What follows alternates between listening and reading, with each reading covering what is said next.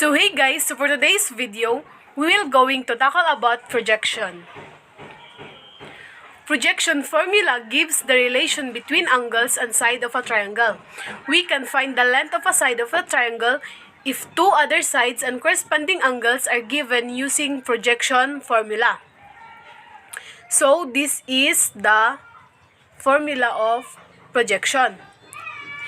A is equal B cos sine angle C plus C, then cosine angle B, and then B equals C cosine angle A plus A cosine angle C, and then C is equal A cosine angle B plus B cosine angle A. Proof. Consider the triangle angle ABC and side ABC, and corresponding angles are A, B, and C, where angle A, B, and C, the triangle of the triangle ABC, are the corresponding opposite sides of the angles. Projection law, or the formula of projection law, express the algebraic sum of the projections of any two sides in terms of that third side. So let's proceed to case 1. Proof of projection law in all angle less than 90 degree. So here are the steps. First is draw a altitude from the vertex A to the base B and C. So we have X and Y from the angle B and C. Here we have X and Y. So A is equal X plus Y. And then step 2, from the triangle A, C, and D. So we have B and Y. So it is cosine angle C is equal Y over B, and then Y is equal B cosine C. So again, from triangle A, B, and D. A, B, and D.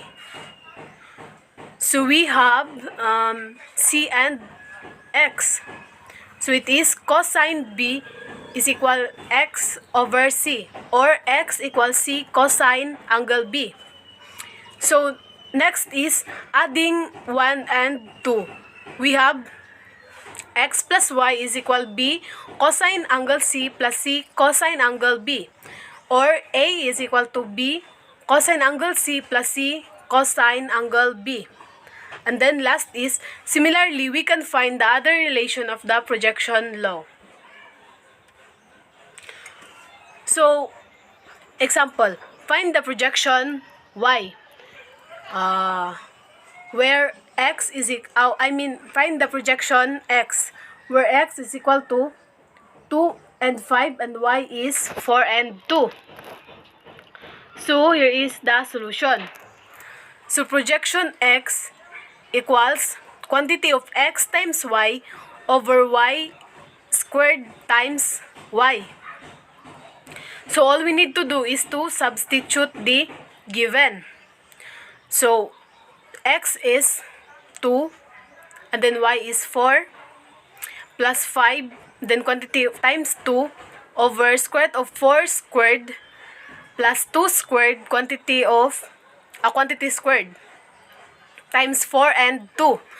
So 2 times 4 is equal to 8, and then 5 plus 2 is equal to 10 over the square root of 4 squared is 16 plus 2 squared equals 4, and then times 4 and 2.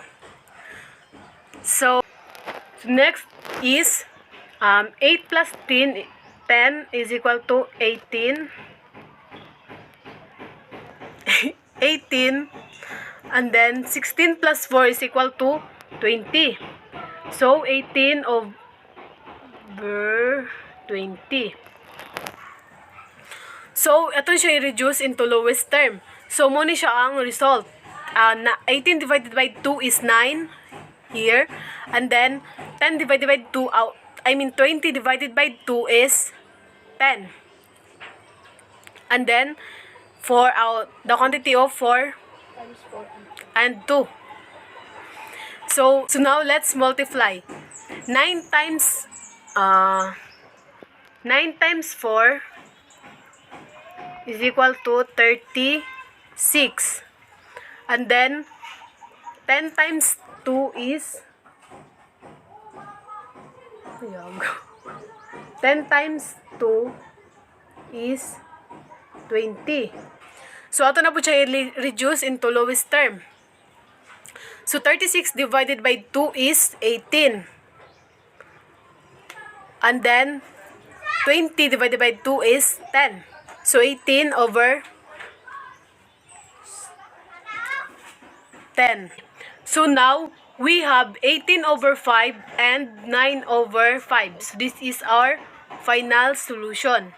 Projection x is equal to 18 over 5 and 9 over 5. Let's try this one. In triangle ABC, A is equal to 3 and then C is equal to 2. Angle A is equal to 45 and angle C is equal to 45 also. Find the third side. So this is the solution. So given is side A is equal to 3, side C is equal to, angle A is equal to 45 and C is 45 also. So we have B equals cosine angle A plus A cosine angle C. So all we need to do is to substitute the given. So B is equal to cos 45 plus 3 cos 45. So B is equal to 2 times 1 over the square root of 2 plus 3 times 1 over the square root of 2. So B is equal to 2 over the square root of 2 plus 3 over the square root of 3. So B is equal 5 over square root of 2. B is equal 5 over square root of 2. So square root of 2 is equal to 1.4142. So B is equal to 5 divided by 1.4142 is equal to 3.5355 minus 3.5. So the length of the third side is 3.5. So let's try another example. So find the projection x if x is equal to 7 and 4 and y is 2 and 3. So